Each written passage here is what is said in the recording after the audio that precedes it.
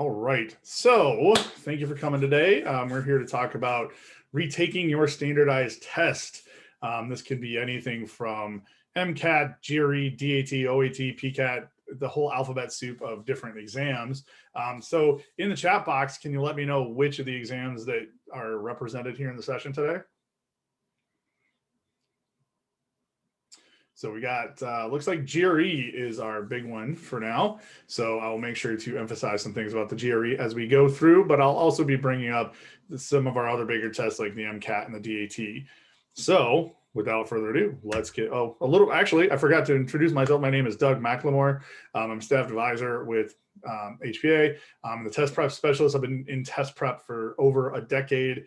Before that, I used to be a chemistry professor. So let's get started. So first question I always ask is, why are you retaking?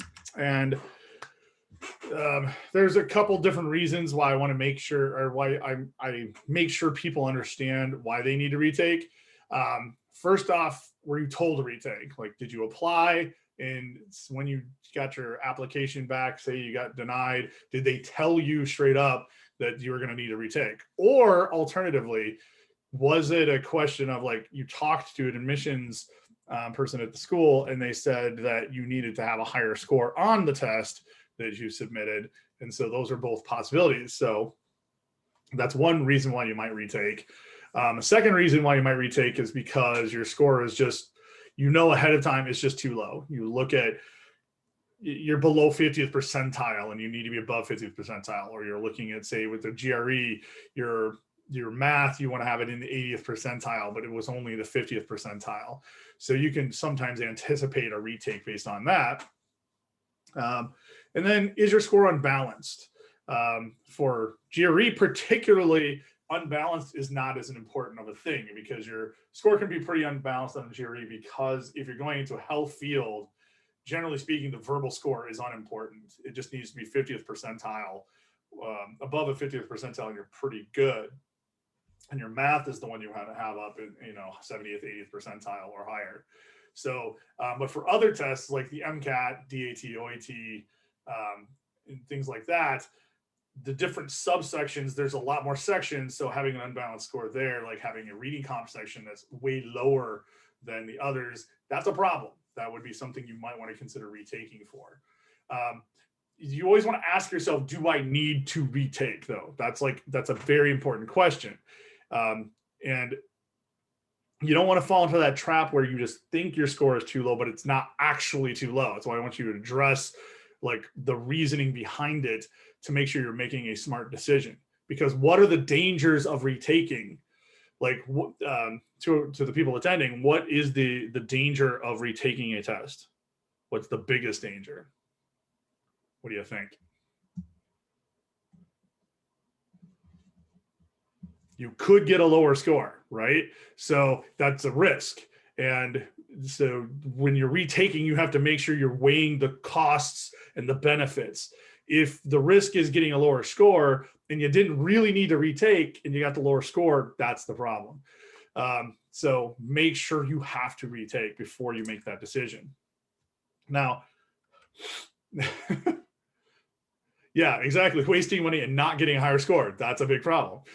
So when you're applying will help you determine when you're going to be retaking. So for those of you who took the test a long time before your application, I would say look at your application date and work backwards 3 months, so you still give yourself another alternative time to take it. So that way you have that option for a third test, say, if you took it a long time ago. The other side of things is maybe you're within that 3-month window, you need to get it rescheduled right away. So for some of the tests that can be more difficult. For the GRE, it's not too bad because you only have 30-day gap. So if you have a 30-day gap, you can get registered right away, get into your test. But whatever the case is, get your test date set and make sure that it's going to be good for your application date. Something to think about as far as that's concerned is when you when you're turning your application, your test will potentially or won't delay it. So you've got to think about how that all is going to work. when you turn in your application, you've already taken your test, the application will be processed and will go on to the schools. So they're going to see your application with that lower score before you get that other score on there. So if you want them to see your higher score, you have to get that test done before you submit. If you don't mind and you just want to get the application going and get that process started, and you don't care if they see that lower score because you know you're going to have that higher score coming, you would, number one, indicate to those schools that you're doing that to, that you have another test coming, so they're aware and they don't make finalized decisions based on that earlier test. But still don't let it drag on. You want to get that thing in within a couple weeks, if you can, of your application being submitted, so that it doesn't end up harming you in the long run. So timing becomes a really big issue with your application and retaking, because that original score will likely be there if you submitted it. Now, again, GRE tends to work a little bit differently, and DAT, OAT works a little bit differently, because you don't have to submit that first score. Because if you don't send a score report into the schools, they won't have it. In the case of MCAT, they will have it, because AAMC is the same thing as AMCAS, and they will have that earlier score. And potentially, if you applied, or if you already submitted the application as part of your score report as part of registering for the test, then they will already have that score, and you got no recourse there. So there's a lot of different ramifications that come into this. This is often a case-by-case basis about when you take this test. But like I said, whatever the case is, give yourself enough time, if you have the option, to give yourself 3 months if you can. And then when you're studying, like, think about studying, back it up again another 3 to 6 months for what you're studying for. Or in the case of GRE, back it up 2 to 4 months to make sure you have plenty of time to get up to speed, whether you're in school or out of school. In school, you should give yourself more time to study. Out of school, not as much. For retakes, it's a little bit softer. It's a little bit more fuzzy, because now you're probably a little more aware of what you need to focus on because of having taken the test once. So you could shorten this up by a couple months if necessary, just based on understanding what it is you need to study for. So, like, in the case of GRE, if I need to get my quant score up, then I probably want to just focus on the quant, because the verbal I already got and I'm good with that score. Or maybe I need to get my verbal score up, but the quant was great. I want to spend and focus my attention on the verbal score. Don't count on schools super scoring, by the way, because let's talk about that target score here. When you're setting your goal score higher than your other score, the thing to do is you still have to get that the one section you don't have to work on as much to the same place as it was before. You want both of your scores to be the same or higher on a GRE, or in the MCAT, all 4 of your scores to be the same or higher than you had before. Or in the case of the DAT, all 6 of your scores higher than they were before. What was I going to say? Oh, like I said, I don't count on them super scoring your tests. And I know it's out there that people say, well, some schools will super score, some won't. And what is super scoring is the school will take different sub scores from different tests and combine them together. Some will do that. I will say that does potentially happen. It's just not common. And it's just not common in general. So the question was, do you know if super scoring is common for vet school apps? That is really a school by school basis you'll have to check. And don't trust what you see on the internet. Like, actually, if you want to ask the school if they super score, literally ask that school. Always go straight to the school that you're applying to. So I would not count on super scoring as a thing, because it's just not very common that schools will do that. So when you're setting your goals, I also suggest that you set yourself a couple goals for your target score in the form of a must-have goal and a score I'd like to have. The must-have is 1 point higher than your previous test, at least. Really decide based on what the school is you're going to, decide what your improvement has to be from your previous test, and set that as your must-have goal. And then you set I would like to have this goal.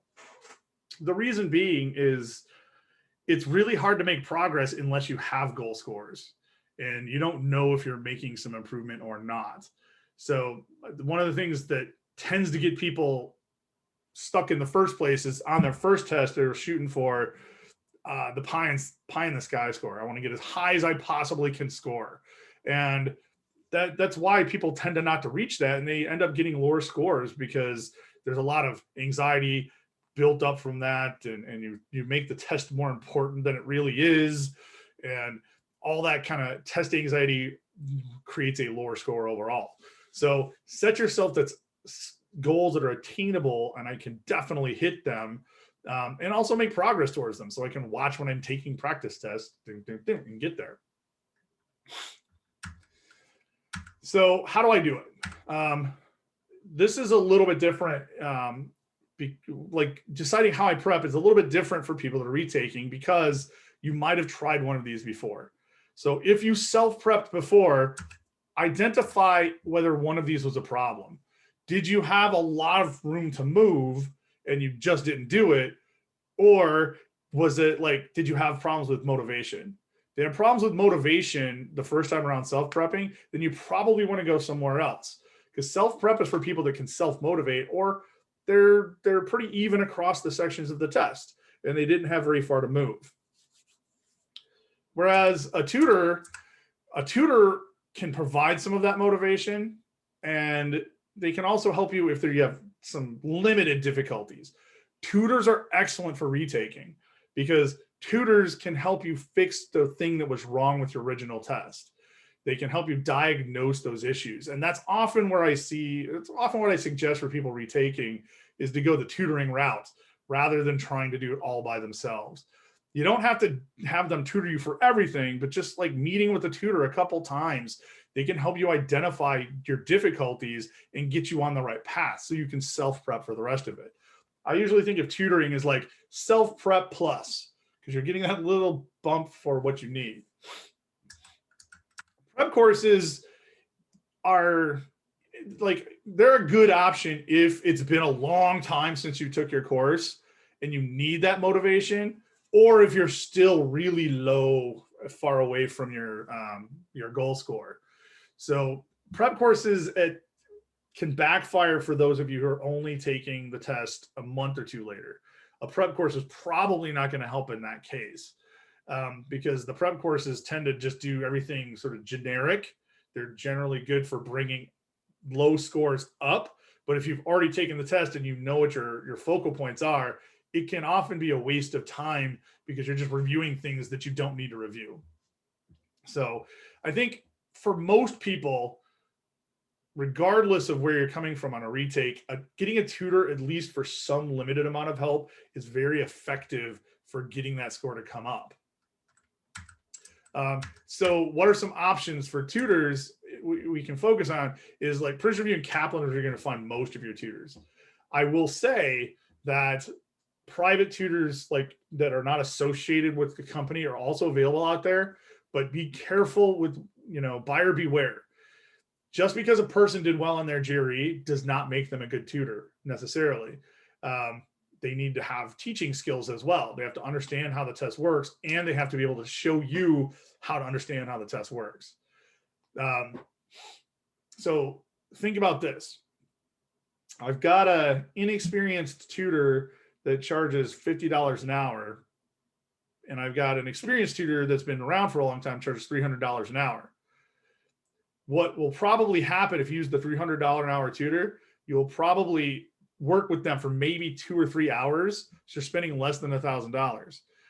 You're going to end up having to work with that tutor that's inexperienced for like significantly longer span of time. And you're not going to have as good of experience. You could spend the same amount or even more on that tutor. So don't shy away from a tutor just because they're expensive. In fact, your expensive tutors probably have experience, and they probably know the test a lot better than somebody that's cheaper. That's why they are so expensive, because this is their career. Make sure to just ask questions. Find out, how did they do on their test? When's the last time they took a test? Here's the other problem with professional tutors, though. Sometimes they haven't taken the test in a bunch of years. So maybe it's been 6, 7, 8 years since they last took a GRE.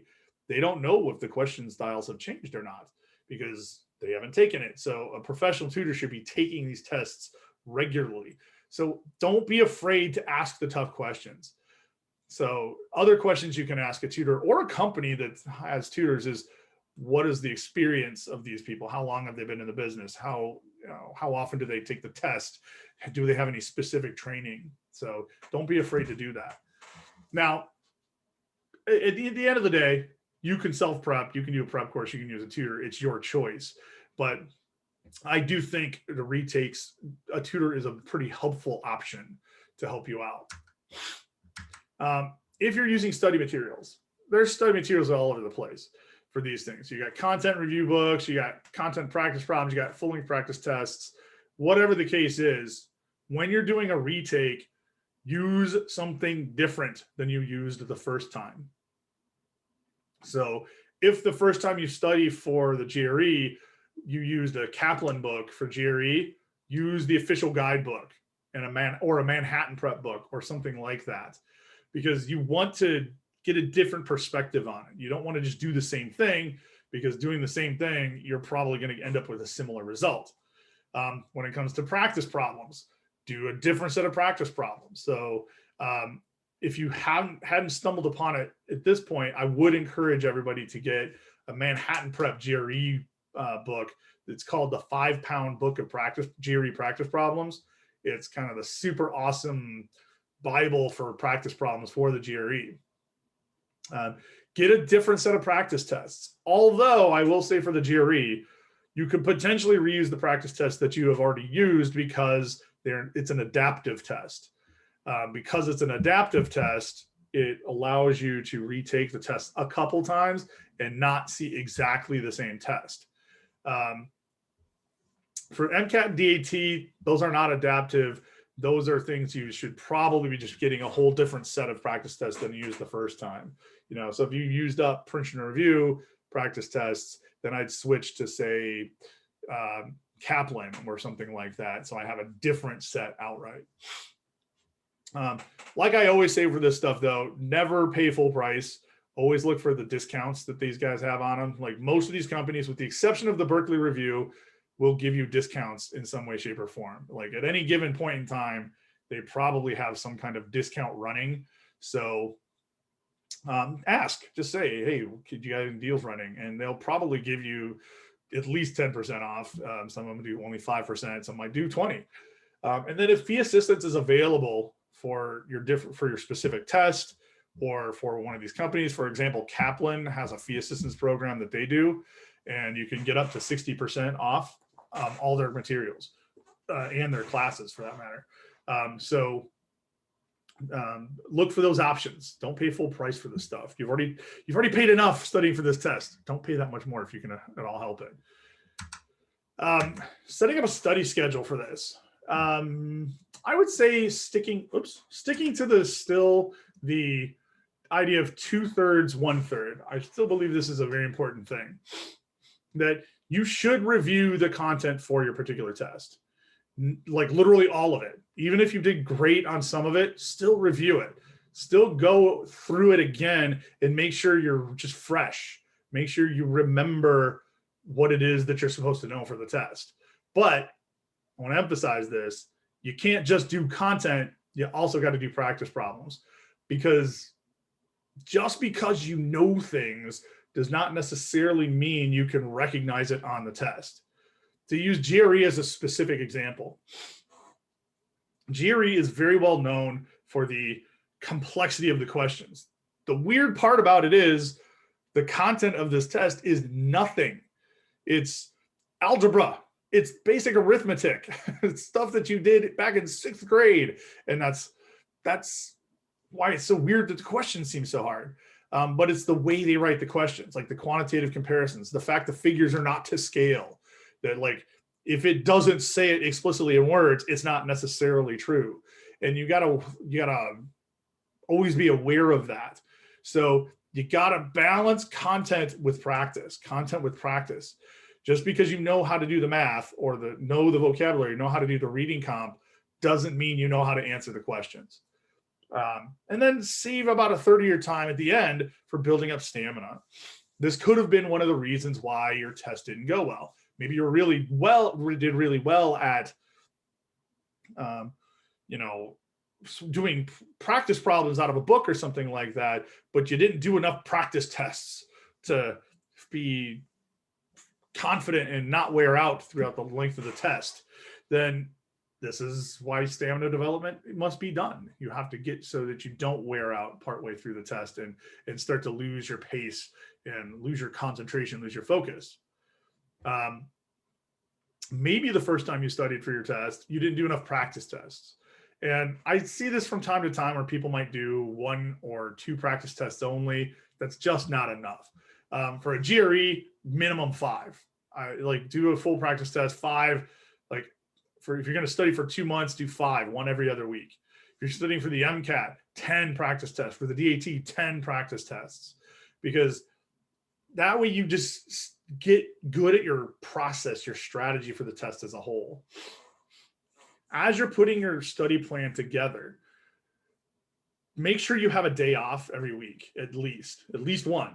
Because if you have a bad day during the week, you don't want to get behind on your schedule. So if you plan in overflow days or just days that I need to have time off because I just got to take care of myself, then you're not going to get behind in your schedule and it reduces the stress. These are things that you do to reduce the stress overall, because like the 3 big pillars are accuracy, timing, and stamina. But underneath that is this platform of confidence. If you lack the confidence going into this test, then you're going to have trouble making any of those 3 things stick. So anything you do to make sure you're not discouraged, you're not frustrated. And coming into a test, having already taken it, is already a set point of frustration because you don't want to do it again. I know you don't. It's like not something that's most people do. Like I personally love to take tests, but you probably don't. So you don't want to do this again. So let's make sure the plan is set before you go into it. So content plus practice and stamina. So what I want to do is open this up because this is something that's a little bit more person specific. So if you have questions about your situation, send them to me as a private chat. So I won't use your name because I want to make sure we're answering your specific questions about your specific tests. So what do you got? What happened? What can we try to make work better for you?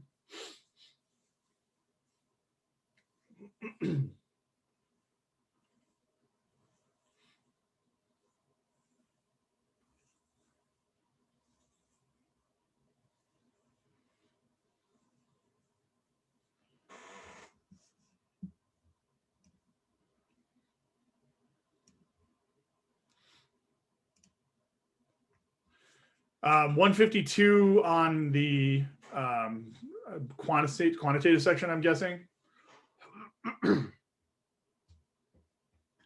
Okay, and with the pacing of the test. So trying to make a schedule. So this is the GRE, and 152 on the GRE is above the 50th percentile. For most schools, I'd like to see that closer to 70th percentile or above, right? So what we're talking about is getting that up 10 more points, up to a 162 or 163 or so. That would be like best case scenario if we can do that.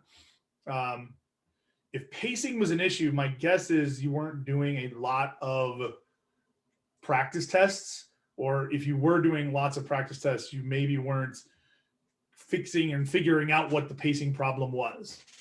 And one of the things that I would suggest doing a little differently this time around would be your focus on the review of the questions. Don't just figure out what you needed to do to answer the questions, but also look into the structure of the question and anticipate, like look for patterns. There's a lot of patterns to the way questions work. And it's regardless of GRE, MCAT, or DAT, or whatever test it is, you get the same kinds of questions every time you take the test. They just look a little different. So you want to be aware and identify those patterns on those questions so that when you see it the next time, you go like, oh, I already know how to do this. I don't have to figure out my process every single time like it's the first time. Now, that doesn't work on every single question, but for the better part of 3/4 of the questions, there's probably a strategy you can apply to it. Would you say that that strategy piece was missing for you?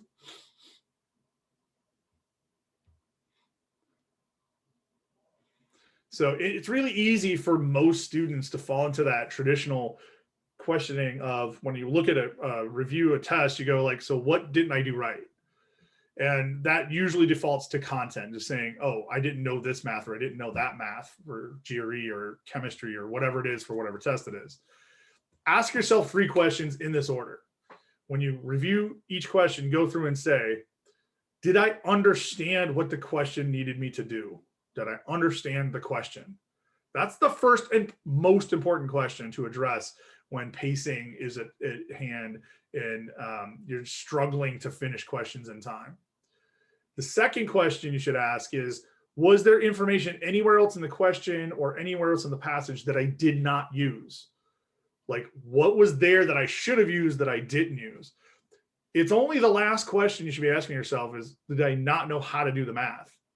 Or in the case of the other tests, did I not know how to do the chemistry or the biology or whatever it was? So the content piece should be the lowest piece that you're looking at. Always focus on the strategy of the question. That's where I do suggest the Manhattan Prep 5-pound book as a good resource for that if you haven't used it yet, because they break up the questions into certain content types and show you all the different ways they basically ask the same thing. And so that's what's kind of nice about it. And you can work on that ability to identify what the question is expecting you to do. Have you used it already, or is this the first time you would use it?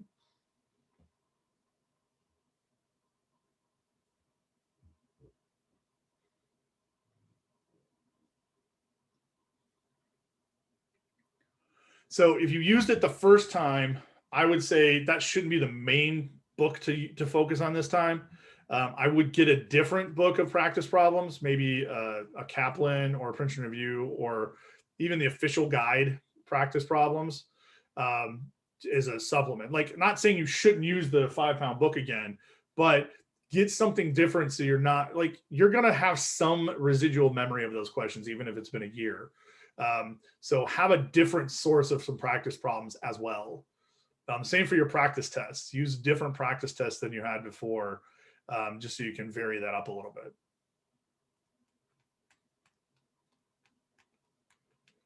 So any other questions for today?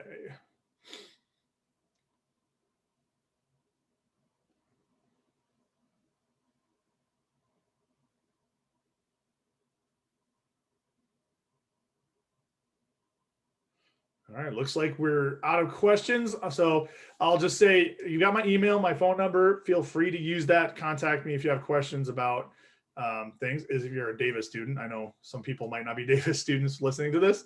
I do advising office hours Monday through Friday from 10 to 12. You can always schedule an appointment to meet with me, and we can talk about specifics, setting up schedules. Like, even if you've got a question, you're just like, I don't know how to deal with this, or piece of content I don't know how to deal with, I'm happy to answer that kind of stuff. I also have drop-in office hours specific for test prep on Wednesday afternoons from 3 to 5.